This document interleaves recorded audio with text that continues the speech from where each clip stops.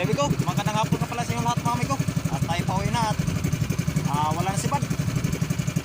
So yun, ito lang huli natin amigo sa ngayong araw na to. There we go, malapit ng punong amigo yung color natin amigo, mga tripod, yung huli natin ngayon. So karaming isda natin amigo ay mga mga marapati or kalapato.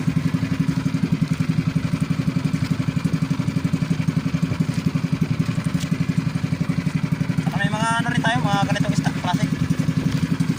Tawag sa amin ay pula-pula,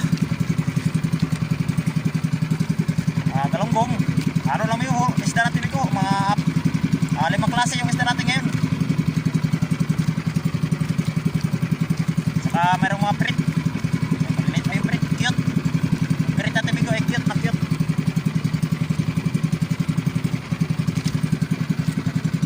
So yun, ayos. At naka-report sa ating cooler. Dito tayo naglaot pala amigo sa may parteng Leyte, sakop ng Biliran. Yan. Kanina doon tayo sa may San Jose, sa may Samar. Walang si ba doon. Yun, pumunta tayo dito sa pagitan ng Biliran at saka Samar sa kalagitnaan.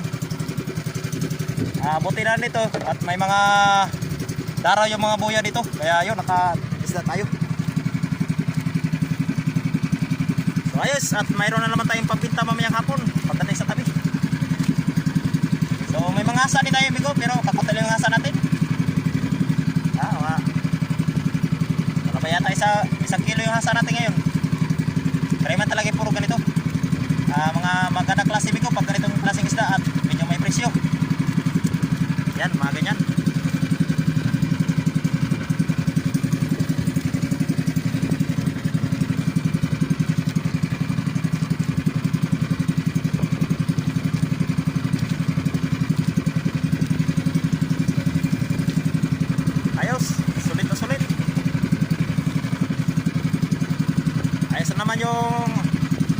Sulit na naman yung araw natin ngayon. Sana bukas, ganun pa rin. Ganito pa rin sana bukas. Yun pala, magandang hapon nga pala sa ating mga subscribers at sa mga viewers natin at sa mga silent viewers. Yun, magandang hapon po sa lahat. At maraming salamat po sa nag-subscribe at sa ating mga solid subscribers dyan. Yun, maraming salamat po sa lahat. At so yun,